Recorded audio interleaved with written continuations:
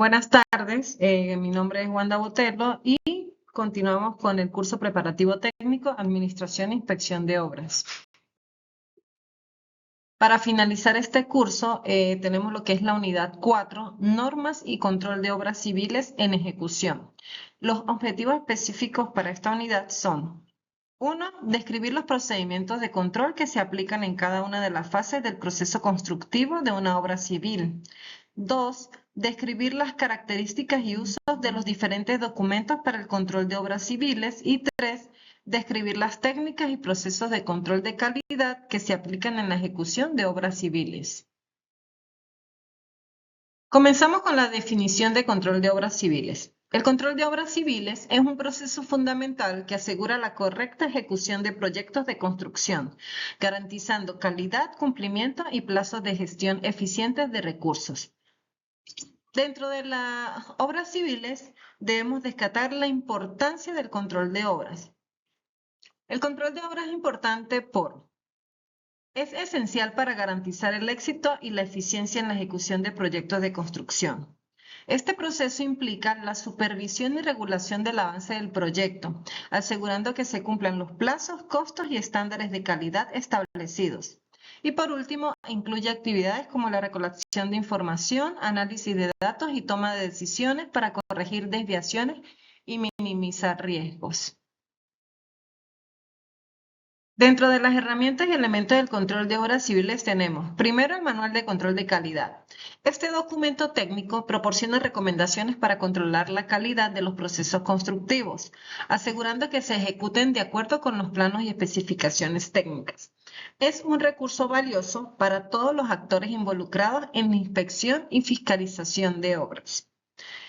Plantillas de Excel son herramientas de obra que permiten llevar un registro detallado de tareas, recursos y costos. Facilitan la planificación y programación de actividades, así como el seguimiento de gastos y avances del proyecto. Y software de gestión y proyectos. Bueno, aquí existen diversos programas que ayudan en la planificación, ejecución y supervisión de proyectos de construcción. Estos incluyen herramientas como diagrama de Gantt y sistema de gestión que permiten asignar recursos, realizar seguimientos y generar informes de avance. Estas dos últimas trabajan por igual, simplemente que la plantilla de Excel puedes ir un poquito a pie y ya los software de gestión de proyectos pues ya nos facilitan un poquito más lo que es el trabajo, pero ambos tienen el mismo fin, que es llevar un control sobre las actividades a realizar. Fases del control de obra. La primera es la planificación. Aquí pues nosotros debemos definir los objetivos claros, el cronograma y recursos necesarios antes de iniciar la obra. No podemos comenzar una obra sin saber qué debemos hacer, en qué tiempo y con qué se va a hacer. Luego tenemos la supervisión, que debemos pues realizar inspecciones periódicas para asegurar que se cumplan pues los estándares de calidad y procesos adecuados. Recuerden que el tema de la supervisión se establece en el momento en que se hace la contratación para saber cada cuánto es que se va a visitar la obra. Registros de avances. Se debe mantener un registro detallado de los progresos, incluyendo informes y fotografías. Para ello, pues debemos trabajar en base al libro de obra y los informes diarios, semanales o mensuales, dependiendo de cómo sea lo estipulado. También debemos respaldar toda información con registros fotográficos que incluyan la hora y la fecha. Control de costos. Se debe llevar un seguimiento de los gastos y compararlos con el presupuesto inicial para detectar desviaciones a tiempo. Este punto es importante porque es el que nos va a garantizar que el flujo de caja se mantenga durante el proceso de la obra. Y por último tenemos lo que es la comunicación, pues nosotros como inspectores debemos mantener una comunicación efectiva entre todos los involucrados en el proyecto para asegurar que estén alineados con los objetivos establecidos. ¿Qué quiere decir esto? Que si el inspector da una orden que se realice, por ejemplo, la excavación de una zanja, el residente debe acatar esa orden y transmitirle la información al maestro de obra. No podemos permitir que el inspector dé una orden, el residente tome otra decisión y el maestro haga otra actividad, porque de este modo pues no va a fluir la ejecución de la obra de una manera sana. Continuamos con el control de obras preliminares. La base de la organización en sitio. Cuando vamos a comenzar la ejecución de una obra, es importante trabajar en base a las obras preliminares. ¿Qué las conforman? La primera es la limpieza y descapote. Aquí se debe realizar la verificación del retiro correcto de la capa vegetal y disposición final del material excedente según las normativas ambientales. No podemos afectar el ambiente con nuestros trabajos y tampoco podemos permitir que en el momento de la limpieza quede material orgánico que después pueda afectar nuestra construcción. Segundo, el replanteo y la nivelación. Aquí debemos trabajar en base de la mano con un topógrafo para llevar lo que es el control estricto de los puntos de referencia a los bancos de marca o benchmark y el uso de equipos topográficos calibrados para garantizar las cotas y ejes del proyecto. Y como tercero, instalaciones provisionales, pues que debemos realizar lo que es la supervisión de la cometida de agua, electricidad, vialidades de acceso, oficinas de inspección y almacenes seguros. Control de los materiales que llegan a la obra. Aquí pues debemos garantizar la calidad desde la recepción. Para ello, primero debemos realizar lo que es una inspección visual y documental, en donde corresponde simplemente la verificación de guías de despacho, certificados de calidad del fabricante y correspondencia con las especificaciones técnicas del proyecto. Nosotros al momento de recibir el material debemos ser conscientes de que no podemos aceptar un material que esté vencido, un acero que esté demasiado oxidado, o sea que presente escamas, porque pues esto no es permitido para la ejecución de la obra ya que afecta la calidad del servicio. Como segundo, tenemos lo que es el almacenamiento adecuado, pues debemos verificar, uno, que el cemento esté apilado sobre tarimas de madera, protegido de la humedad y controlado el orden de llegada, evitar almacenamiento prolongado. Es decir, si inicialmente nos llega una pila de 50 sacos y a las 2 semanas nos llegan 100 más, nosotros debemos apilarlos de acuerdo al orden de llegada para evitar que los primeros que llegaron queden por debajo y se vaya alargando su tiempo en el depósito porque pues se puede dañar. En cuanto al acero de refuerzo, debe ser clasificado por diámetros, libre de lodo, grasas o niveles excesivos de corrosión, oxidación no escamosa. Nosotros debemos buscar unas bases para poder colocar el acero y evitar que tenga contacto directo con el suelo. En este caso, si el suelo está lleno de tierra o materia orgánica, lo que sea. Y en agregado, debemos verificar que estén libres de materia orgánica, separados la arena de la piedra para evitar la segregación y contaminación. Y que al momento de hacer el vaciado, pues se puedan obtener las dosificaciones solicitadas. Continuamos con el control de obras de infraestructura, asegurando el soporte de la estructura. Primero, en las excavaciones, debemos verificar que las dimensiones preliminares, ancho, largo y profundidad, y control de la estabilidad de los taludes, entibados si es necesario. Esto quiere decir que nos podemos permitir que el personal obrero realice las excavaciones más profundas o más anchas o menos profundas o menos anchas que las que están estipuladas en el proyecto, porque esto nos va a interferir en la resistencia, en la cantidad de materiales utilizados y pues ahí vamos a tener un poco de pérdida. En cuanto a la preparación del fondo, se debe tener lo que es la compactación del suelo de fundación y colocación del concreto de limpieza o soldado antes del armado. No podemos colocar directamente el acero en el suelo. Debemos siempre colocar ya sea un colchón de piedra picada o una base de concreto pobre. Entre el acero y el encofrado, la inspección del diámetro, espaciamiento, amarres y recubrimientos mínimos del acero de refuerzo en zapatas, vigas de rostra y pilotes. Y el vaciado y curado, pues el control del asentamiento del concreto, el cono de Abrams, la toma de cilindros para ensayos de resistencia a la compresión y supervisión del proceso de curado continuo. Control de obras de albañilería relacionadas con la estructura. Aquí pues la interacción entre los cerramientos y elementos portantes. Calidad de las unidades. Hay que hacer la verificación de la resistencia y dimensiones del bloque, arcilla, concreto, ladrillos, porque es de conocimiento de todos que existen ladrillos que se desboronan muy rápido y hay otros que están mejor compactados. Igual que tienen sus dimensiones, unas están muy torcidas y las otras pues vienen derechas.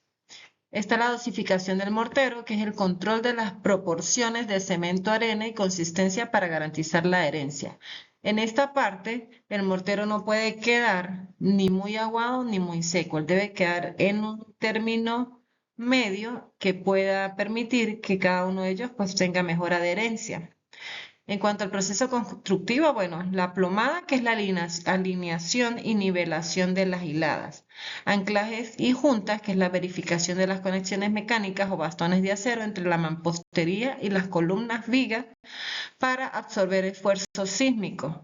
Y por último, pues el espesor uniforme de la junta de mortero, evitar juntas excesivamente gruesas que debiliten la pared. Continuamos con el siguiente punto, que es la organización, personal y control documental. Primero, la organización de la oficina de inspección. La oficina de inspección, pues, es el órgano de control del contratante en el sitio. Su estructura depende de la magnitud de la obra, pero su objetivo siempre es garantizar que el proyecto se ejecute según los planos, las especificaciones técnicas y el contrato. Personal auxiliar, perfil, obligaciones y responsabilidades. El perfil pues deben ser ingenieros residentes, junior, técnicos superiores, o sea, TCU en construcción civil y topógrafos. Obligaciones y responsabilidades. El asistente del inspector supervisor de campo realiza mediciones continuas, verifica la calidad de las mezclas en sitio y supervisa que el contratista use todos los materiales aprobados. El topógrafo verifica los replanteos, niveles, alineaciones y movimientos de tierra. Y el calculista transcriptor organiza los soportes físicos y digitales, procesa las mediciones para las evaluaciones y redacta borradores de informe. Esto quiere decir que estos tres personajes deben trabajar en conjunto, ya que todos van a un mismo fin, que es el reporte de avance de la obra. Como punto número 3 tenemos el diario de obra, el libro de obra. Este pues es el documento legal e histórico más importante de la construcción.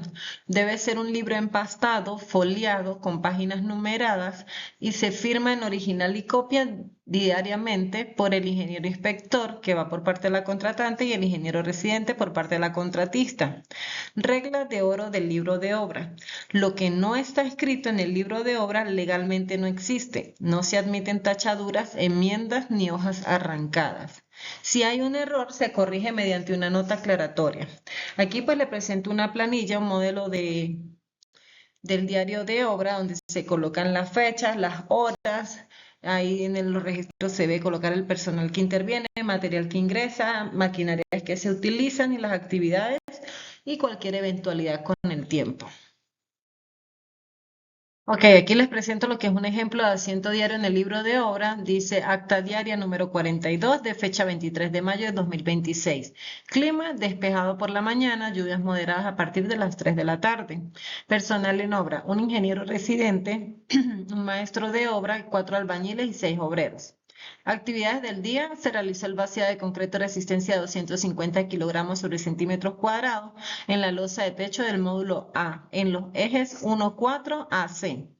Volumen total vaciado, 12 metros cúbicos. Se tomaron 4 muestras cilíndricas para ensayo de compresión, identificadas como LT01 hasta la LT04. Observaciones: a las 3:15 de la tarde se paralizaron las actividades de acabado debido a fuertes precipitaciones. Queda pendiente el desencofrado lateral para dentro de 48 horas. Y firma el ingeniero residente y el ingeniero inspector. Punto número 4. Informes y memorandos. Un memorando pues es la comunicación escrita, interna y breve para notificar instrucciones directas. Ejemplo, ordenar la remoción de un material defectuoso. Tipos de informes. Tenemos el informe diario o semanal, que son reportes internos de avance, clima, mano de obra y novedades. El informe mensual, que es un resumen ejecutivo de avance físico y financiero, estado de las evaluaciones, problemas encontrados y soluciones planteadas. Y el informe final, que es la compilación de toda la historia de la obra, planos as-built, cómo se construyó, resultados de ensayo y estado financiero de cierre.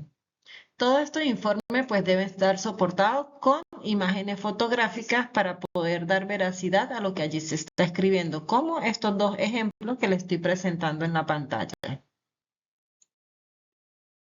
Continuamos con el punto de control de avance, modificaciones y documentación contractual. En el control de avance versus el programación inicial, se utilizan herramientas como el diagrama de Gantt, que es el que verifica por dónde está proyectada la obra y cuál es el camino que está tomando la ejecución real. El método de ruta crítica, que también allí se puede identificar a través del diagrama de Gantt qué puntos debemos tomar en consideración para poder continuar con el avance de la obra y no permitir que ésta genere retrasos. El inspector debe comparar semanal y mensualmente el avance físico real contra el avance físico programado. Si el avance real es menor al programado, se le exige al contratista un plan de recuperación, es decir, aumento de turnos, personal o maquinaria. Dentro de este plan de recuperación, necesitamos primero los requerimientos, qué es lo que se necesita para poder plasmar este plan de recuperación. Segundo, los lineamientos, que son las tareas o actividades a realizar para cumplirlo. Luego tenemos el modelo de activación y procesos para gestionar las contingencias y recuperación. Después de que tenemos ya el plan establecido, debemos hacer una capacitación con el personal que va a actuar de dicho plan. Seguido, la implementación, que ya es poner en ejecución el plan establecido. Y por último, hacer un listado de chequeo en donde vamos a verificar si se pudo cumplir con todos los lineamientos establecidos. Ya. Dentro de los documentos legales y actas de control de obra, tenemos como primero el acta de inicio, que es un documento formal que fija la fecha exacta en que se arrancan los trabajos. A partir de este día corre el tiempo del lapso contractual. Es decir, aquí les presento un modelo de acta de inicio de obra en donde se colocan los datos de la obra, las personas en las cuales van a firmar, el objeto de la obra, que en este caso serían los inicios del trabajo, los plazos de ejecución, las condiciones del sitio de la documentación y pues la firma entre las partes, dando conformidad a lo establecido. Continuamos lo que es el acta de paralización. Aquí pues cuando se detiene temporalmente el cronograma de la obra por causa justificada, ¿sí? Ejemplo, la falta de pago de evaluaciones por el ente contratante, lluvias extremas o escasez severa de insumos. Esta acta de paralización tiene una fecha de inicio y una fecha final, en la cual pues debe estar sustentada con un informe técnico en donde se explica cuáles son las situaciones por las cuales se está generando esta paralización. Aquí pues un modelo de acta de paralización de obra que es parecida al acta de inicio, simplemente que el objeto es la paralización temporal del trabajo y las causas de la paralización. Entonces firman las partes. Y esto pues muy pocas veces se aplica, pero siempre es bueno pues tener conocimiento de lo que significa como tal un acta de ellas. Luego de que ya tuvimos el proceso de paralización, ya pasó el tiempo establecido, debemos realizar lo que es un acta de reinicio, que esta pues reactiva los tiempos del contrato una vez subsanada la causa de la paralización. El modelo pues lleva los datos de la obra, los firmantes involucrados, el objeto pues son los reinicios de los trabajos y las cláusulas, ¿sí? La primera pues el antecedente de la motivación, el segundo la duración de la paralización y el tercero la recalendarización y nueva fecha de terminación, ya que obviamente como se produjo un tiempo de paralización, ese tiempo tiene que correr más adelante para poder cumplir con las actividades establecidas dentro del cronograma. Luego de que reiniciamos las actividades y ya vamos a culminar el proceso de la obra, debemos introducir un acta de terminación, que es la notificación formal de la contratista indicando que el 100% de las partidas del contrato han sido ejecutadas. El inspector verifica el sitio antes de firmarla. El modelo de acta de terminación tiene los datos de la obra, los involucrados en la obra, el objeto pues la terminación de los trabajos y las cláusulas son que si objeto y certificación de ejecución, vigencia temporal y plazo, condiciones de entrega y pruebas técnicas, el periodo de garantía y recepción definitiva y la conformidad que es donde firman todos. Luego de que firmamos el acta de terminación, inmediatamente se introduce lo que es el acta de aceptación provisional. Aquí pues se firma tras la terminación y abre el periodo de garantía, usualmente de 6 meses a 1 año según la ley venezolana. El contratante toma posesión de la obra, pero la contratista sigue siendo responsable por vicios ocultos. Aquí tenemos un modelo de acta de aceptación provisional con los datos de la obra, los datos de los involucrados, el objeto, pues la aceptación provisional de la obra, la cláusula, los antecedentes, la aceptación y traslado de custodia, el inicio de periodo de garantía y los ajustes finales y detalles menores.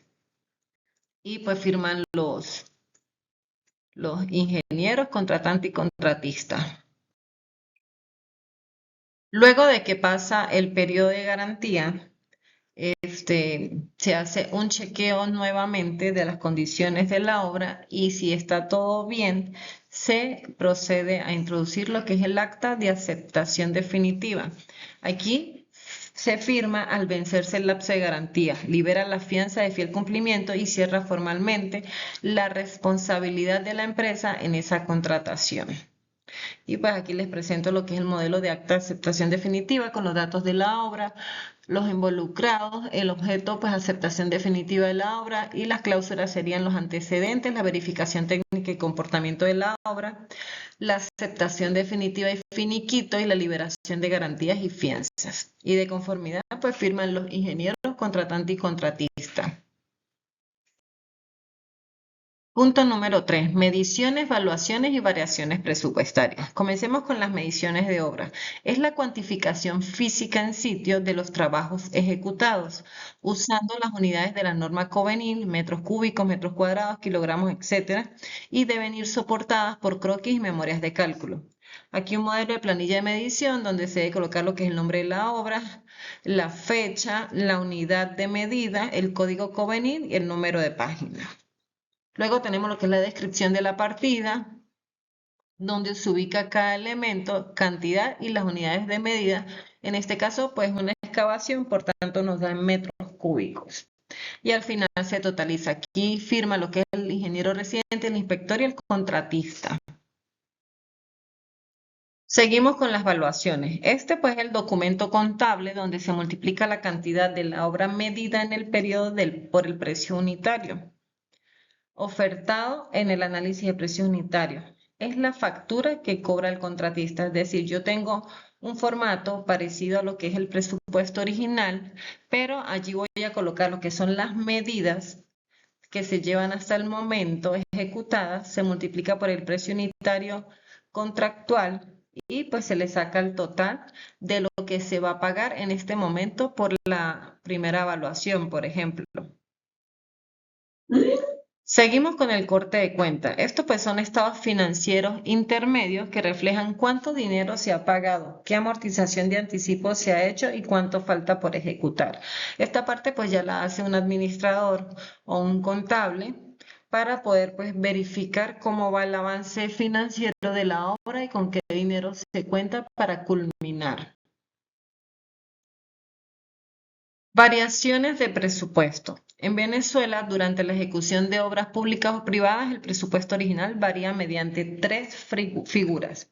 Una, los aumentos. Esto indica que es mayor cantidad ejecutada de una partida existente en el contrato original. Por decir, si yo tengo 10 metros cúbicos de concreto y resulta que a la final terminé vaciando 15, ya tenemos 5 metros cúbicos en aumentos. Él aumenta, pero el costo sigue siendo el mismo que se ha contratado inicialmente. Disminuciones es la menor cantidad ejecutada o no ejecutada en una partida original. Hablemos de que en vez de 10 metros cúbicos yo ejecuté 7 metros cúbicos de concreto. Entonces ahí ya sabemos que 3 metros cúbicos se fueron a disminución y por tanto esos 3 metros cúbicos pues no se van a cancelar. Eso se le resta al presupuesto original. Y las obras extras, que son trabajos necesarios para cumplir el objetivo del proyecto, pero cuyas partidas no existían en el presupuesto original, o sea que requieren la creación y aprobación de un nuevo análisis de precio unitario. Estas son actividades que inicialmente no fueron tomadas en cuenta, pero que son necesarias realizar para el fin de la obra como tal. Entonces debemos hacer un nuevo análisis de precios con esa partida y los costos sí se deben mantener, o sea, los costos de las unidades deben mantenerse de acuerdo a lo que se ha presupuestado inicialmente. Luego tenemos lo que es el cuadro de cierre de obras, que es la matriz final que balancea financieramente el contrato. Aquí se trabaja con el presupuesto original, más los aumentos, más las obras extras, menos las disminuciones. Y esto nos va a dar un monto total definitivo ejecutado, que es lo que vamos a cancelar como tal. Ok, seguimos con el control de calidad, normas, higiene y seguridad. Uno, el estado actual del control de calidad en Venezuela. Actualmente, el control de calidad enfrenta retos logísticos, pero sigue rigiéndose estrictamente por el marco legal técnico. Las especificaciones de proyecto del Estado exigen laboratorios certificados y la entrega periódica de los resultados de ensayos para poder aprobar el pago de las evaluaciones. ¿Cuáles son los elementos de un sistema de control de calidad? Uno, la redacción y seguimiento del plan de control y calidad de puntos de inspección. Dos, la recepción en obra y control documental de materiales y equipos. 3. La supervisión de los ensayos de control de calidad de materiales y validación de los resultados. 4. El seguimiento de ejecución. 5. La certificación de avance de obra. Y 6. La revisión para la recepción final de las obras. Seguimos con las normas Covenin-Mindur. Son las directrices que norman la construcción en el país. Las más críticas para la inspección son la Covenin 2000, que trata sobre el sector construcción, especificaciones, codificación y mediciones, carretera, edificaciones hidráulicas. La norma Covenin 1756, que son edificaciones sismo resistentes, y la Covenin 1753, que trata sobre proyecto y construcción de obras de concreto estructural. Ensayos y condiciones mínimas de aceptación. En cuanto al concreto estructural, debemos hacer la prueba del asentamiento con el cono de Abrams. Aquí pues mide la manejabilidad del concreto en fresco antes del vaciado, según la norma Covenin 339. Si el diseño pide un asentamiento de 4 pulgadas y arroja 7 pulgadas, o sea, muy fluido por exceso de agua, el inspector tiene la potestad de rechazar el camión. En cuanto a la resistencia a la compresión, se ensayan probetas cilíndricas a los 7, 14 y 28 días, según la norma Covenin 338, y la condición mínima de aceptación es que el promedio de los ensayos sea igual o mayor a la resistencia de diseño, y ningún ensayo individual debe estar por debajo de la resistencia de menos 35 kilogramos sobre centímetros cuadrados. Ok, aquí les presento un ejemplo de cuándo es aceptable y cuándo no el ensayo a través del concreto estructural a través del cono de Abrams. Imagina que el plano pide un concreto de resistencia de 250 kilogramos sobre centímetros cuadrados, ¿sí? Y tu límite individual mínimo aceptable sería entre 250 menos 35 igual a 215 kilogramos sobre centímetros cuadrados. Escenario 1. El laboratorio te reporta estos 3 cilindros a los 28 días. Cilindro 1, 240 kilogramos sobre centímetros al cuadrado. Cilindro 2, 260 kilogramos sobre centímetros al cuadrado. Y cilindro 3, 255 kilogramos sobre centímetros cuadrados. El análisis, bueno, el promedio cumple, tenemos que verificar.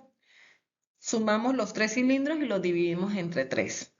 240 más 260 más 255 entre 3 nos da un total de 251,6 kilogramos sobre centímetros cuadrados. Es decir, que la resistencia es mayor a 250. Esto cumple.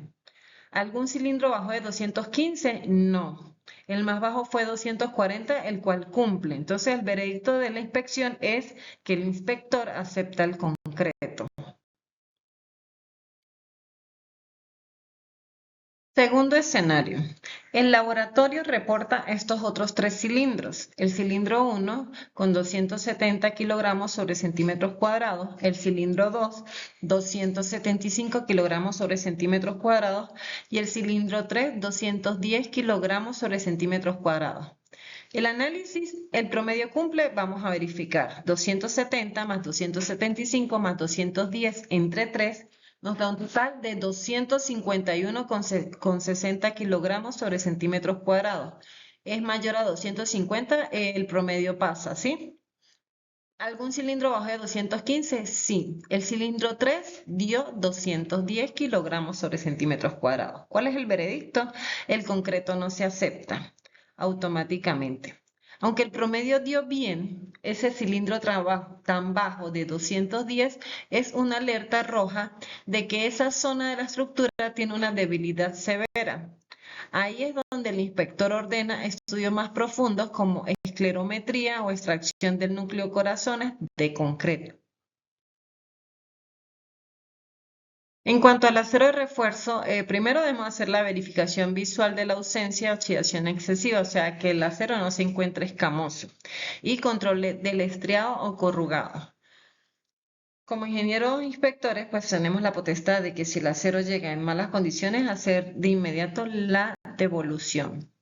Y adicional, pues debemos hacer los ensayos de tracción y doblado en laboratorio para verificar el límite elástico, o sea, así que la elasticidad esté sobre los 4.200 kilogramos sobre centímetros cuadrados para grado 60.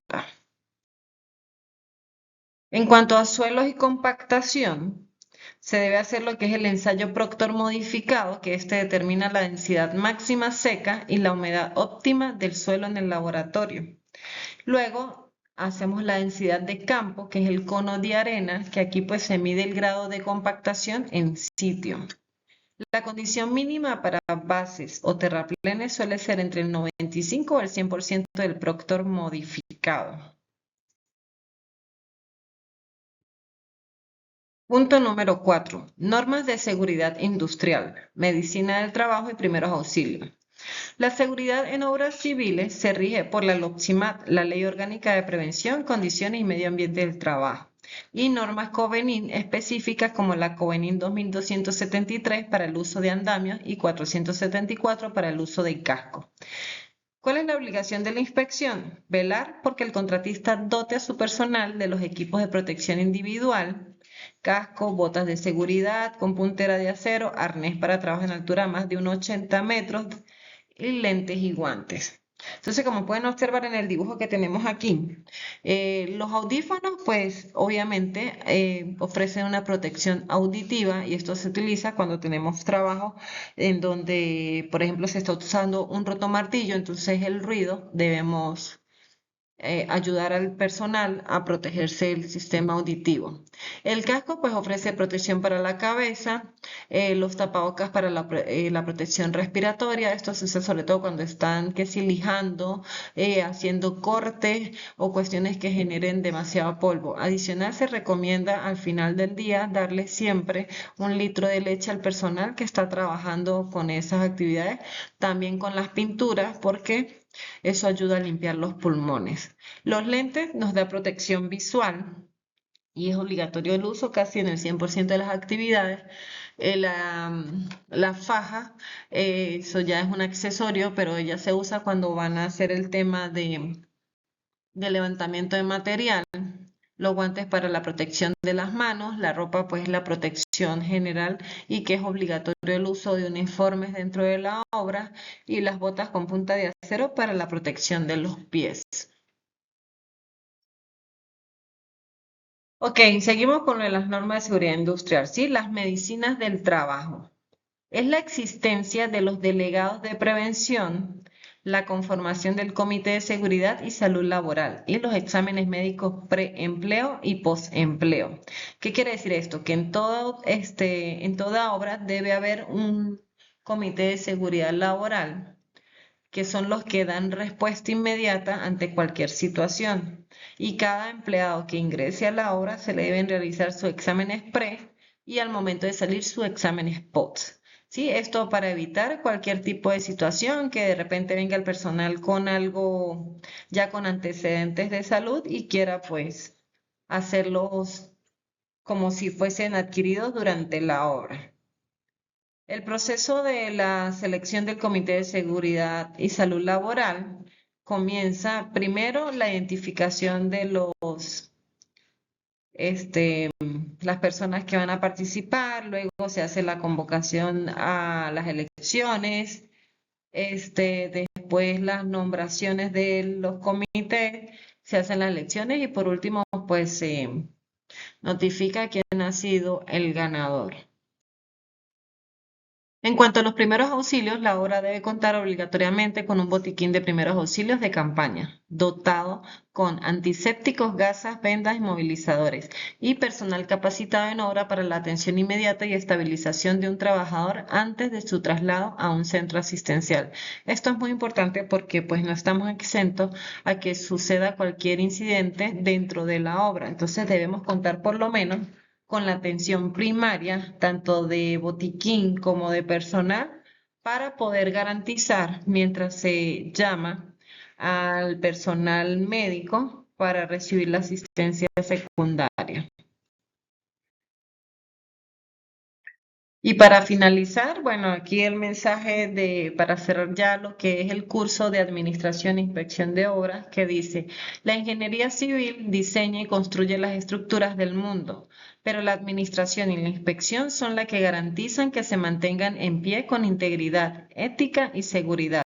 Hoy no solo se cierra una unidad académica, sino que se está entregando al país los guardianes de la calidad y el futuro de nuestras obras. Misión cumplida. Gracias.